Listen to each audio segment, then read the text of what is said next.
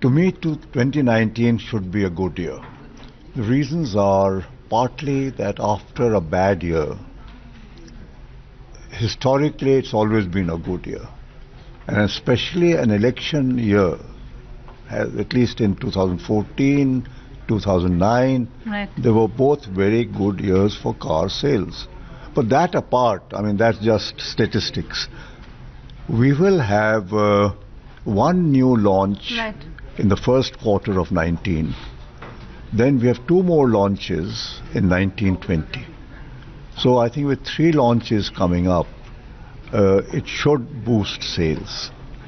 And I hope the elections themselves will have an impact on On the sales. So you are saying three more launches that we should look forward to in the years to come. But talk to us about the launches that had happened last year, the likes of Ertiga, Ciaz, and of course Swift. That's a different story altogether. Yeah.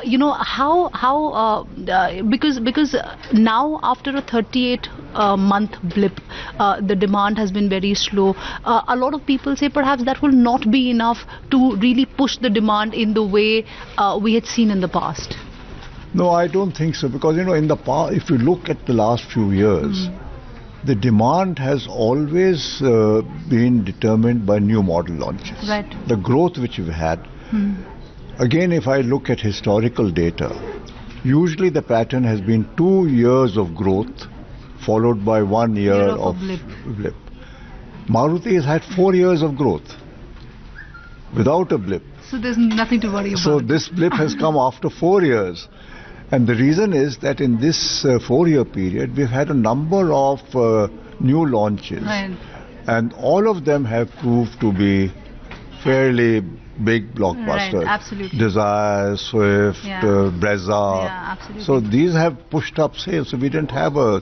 So I think the importance of a new launch that is critical. Yeah, absolutely. And how well those new launches are accepted by consumers. Let me also ask you, I mean, I know it's too soon to talk about a new launch. Is it going to be a small car or a bigger one? Your lips are sealed on that. Okay. You know my answer. All right. I thought as a journalist I must ask. You have to ask, but you know the answer. All right. Let me also talk to you about the BS6 rollout. How prepared are you? You were also talking about how once BS6 gets introduced, the diesel car prices will go up substantially. Do you believe that's going to be a disincentive for makers like you to stop, in fact even think about stopping production of diesel cars in itself? We are of course quite prepared for BS6, and we will have, I think, almost all models. Maybe one may go into 2020. Right. All models will be converted to BS6 by December 2019. Therefore, the production in 2020 will be almost entirely of BS6 models. Diesel prices will go up. Now, the issue which will come up is whether the customer is willing to pay something like 2.5 lakhs extra for a diesel car over a petrol car. He does get better fuel efficiency, but the gap in the price of diesel and petrol has narrowed substantially. Right. Now, if I can get a hybrid version of the petrol car, which will give me, let's say, a 30% improvement in fuel economy, then that petrol car, in terms even of fuel consumption, will become better than the diesel car. In which case, I don't see a customer buying a diesel car if I can have that hybrid. So it all depends on this hybrid. It depends on what government does on GST on hybrid.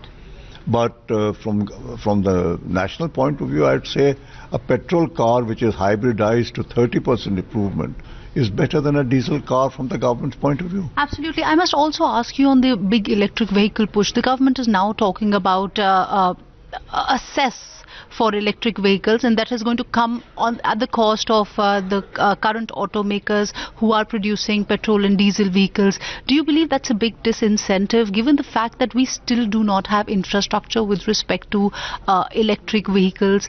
And you also spoke about how there should be a push for CNG, how if automakers are being punished, then then even two-wheeler makers, or two-wheelers who are also in that space, who are also polluting, should also bear the brunt of it.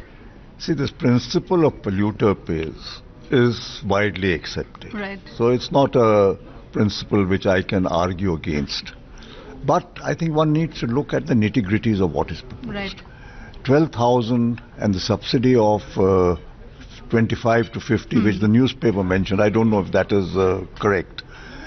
It doesn't make sense to me just now, because the number of electric vehicles will not at all justify this kind of 12,000 rupees. You'll have